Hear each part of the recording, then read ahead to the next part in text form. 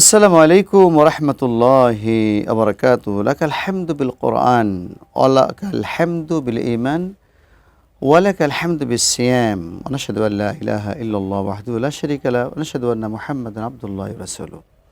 কাছে এবং দূরে বিশ্বজুড়ে যে যেখান থেকে আমাদেরকে দেখছেন আপনাদের সকলকে স্বাগত জানাচ্ছি এটি নিউজের রমজানের বিশেষ আয়োজন বিআরবি কেবলস নিবেদিত ইসলামী জীবন অনুষ্ঠানে পাওয়ার্ড বাই মুনতাহা স্টিল এবং স্পন্সর রয়েছে এটিআই টাইলস। প্রিয় দর্শক, আজকে আলোচনার জন্য আমরা স্বাগত জানিয়েছি, আমন্ত্রণ জানিয়েছি মুফতি হাসান নসরুল্লাহ, ইমাম ও খতিব বাইতুন নূর জামে মসজিদ, যাত্রাবাড়ি, ঢাকা। আসসালামু আলাইকুম রহমতুল্লাহি ওয়া বারাকাতুহু। ওয়ালাইকুম আসসালাম রহমতুল্লাহি ওয়া বারাকাতুহু। আপনাকে আজকের এই অনুষ্ঠানে স্বাগতম।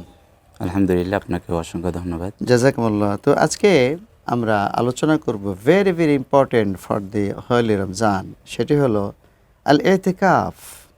ওয়াকানা রাসূলুল্লাহ সাল্লাল্লাহু আলাইহি সাল্লাম ইয়াতাকিফু ফিল আশরিল আওয়াখির মিনার রমজান।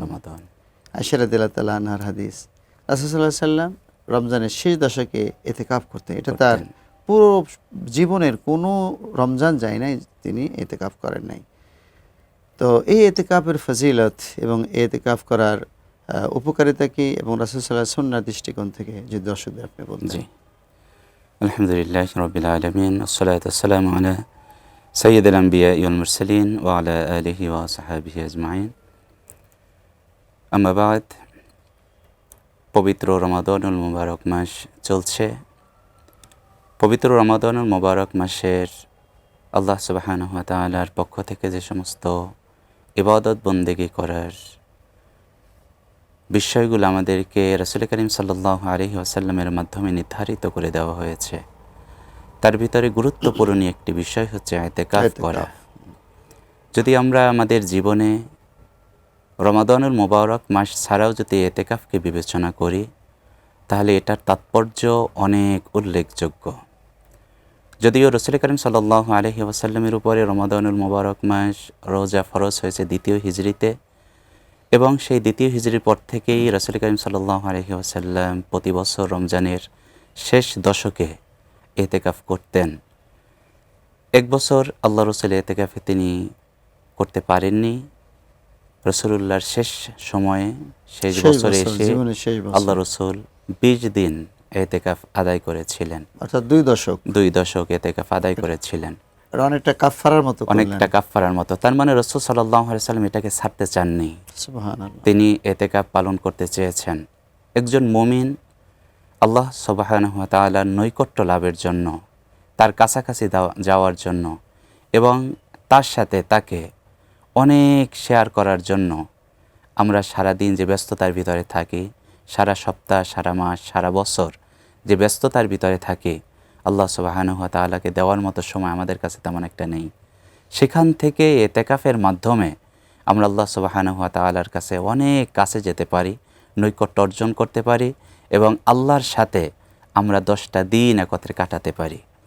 রাসূল করিম সাল্লাল্লাহু আলাইহি ওয়াসাল্লাম বলছেন, তোমরা রমাদানুল মুবারক মাসের শেষ দশকে ইতিকাফ করবে, কারণ এই শেষ দশকের ভিতর আল্লাহ সুবহানাহু ওয়া তাআলা একটি রাত রেখেছেন যে রাতটা 1000 মাসের চাইতেও গুরুত্বপূর্ণ। তো আপনি বলছিলেন যে ইতিকাফের এই টার্গেটটা মূলত লাইলাতুল কদর পাওয়ার বিষয়। লাইলাতুল কদর পাওয়ার তো এই বিষয়ে পবিত্র কোরআন কারীম এবং হাদিসে কি কথা রয়েছে? রাসূল করিম সাল্লাল্লাহু আলাইহি ওয়াসাল্লাম, আমি অন্য দিক থেকে যদি একটু ব্যাখ্যা করে বলতে চাই, তাহলে মুসলমানদের সংগ্রামী জীবনের ভিতরে ইতিকাফের যে গুরুত্বটা আমরা উপলব্ধি করতে পারি, সেটা হচ্ছে রাসূলুল্লাহর সময় থেকে আজকের আমাদের এই দিন পর্যন্ত মুসলমানদের জীবনে, মুমিনের জীবনে অনেক বাধা আসবে, তারা অনেক সংগ্রাম করবে, তাদের একাকিত্ব হতে হবে, তাদের গুমের শিকার হতে হবে, তাদের নির্জনে থাকতে হবে, তাদেরকে আত্মগোপনে থাকতে হবে।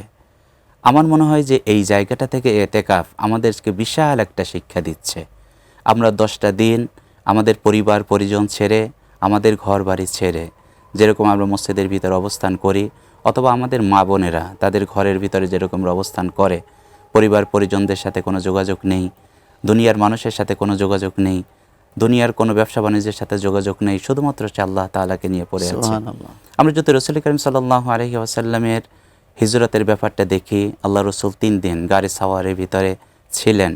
এই যে পুরা পৃথিবীকে, এটা বাড়িতেও না, মসজিদেও না, মসজিদে, পাহাড়ে, পাহাড়ের ভিতরে, আল্লাহু আকবার। যে কোনো জায়গা হতে পারে। যুদ্ধের ময়দান থেকে আমি গ্রেফতার হতে পারি, আমি বন্দী হতে পারি, নির্জন কারাগারের ভিতরে আমি থাকতে পারি।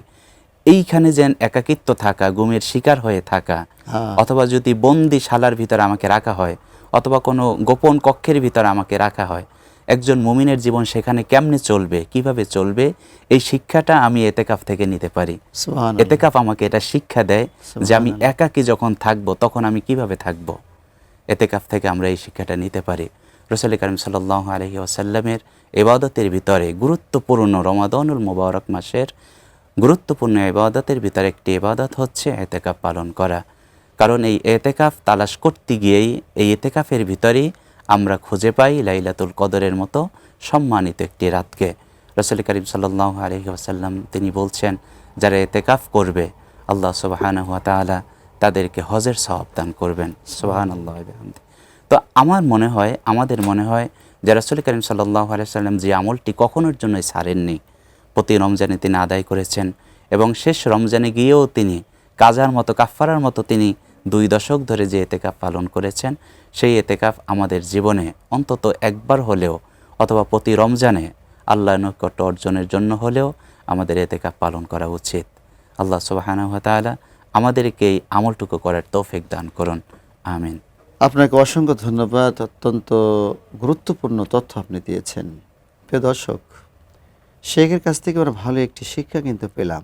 এই যে আয়নাঘরের কথা আমরা শুনেছি ইতিমধ্যে, তো ইসলামের কারণে বন্দী হতে হয়, আয়নাঘরে যেতে হয়, প্রকোষ্ঠে যেতে হয়। তো কোনো ব্যক্তি যদি প্রতি বছরই 10 দিন নিজেকে এতেকাফের মসজিদের ভিতরে আবদ্ধ রাখে, তার কিন্তু একটা প্র্যাকটিস হয়ে যায় আল্লাহর সাথে সম্পর্কের জন্য। তো এতেকাফের এই প্র্যাকটিসটা যখন মানুষ যদি এরকম জীবনে কোনো বিষয় আসে, সে কিন্তু সহজে এটাকে মানিয়ে নিতে পারবে। আর মুসলিম হিসেবে এটা আমাদের দরকার যে আমরা আল্লাহর সাথে নৈকট্য লাভের জন্য এক নির্জনে রব্বুল আলামিনকে ডাকবো। আপনাদের সকলকে ধন্যবাদ জানিয়ে এবং আগামী পর্বগুলি দেখার সাদর আমন্ত্রণ জানিয়ে আজকের মতো এখানে শেষ করছি। ওয়াসসালামু আলাইকুম ওয়া রাহমাতুল্লাহি ওয়া বারাকাতুহু।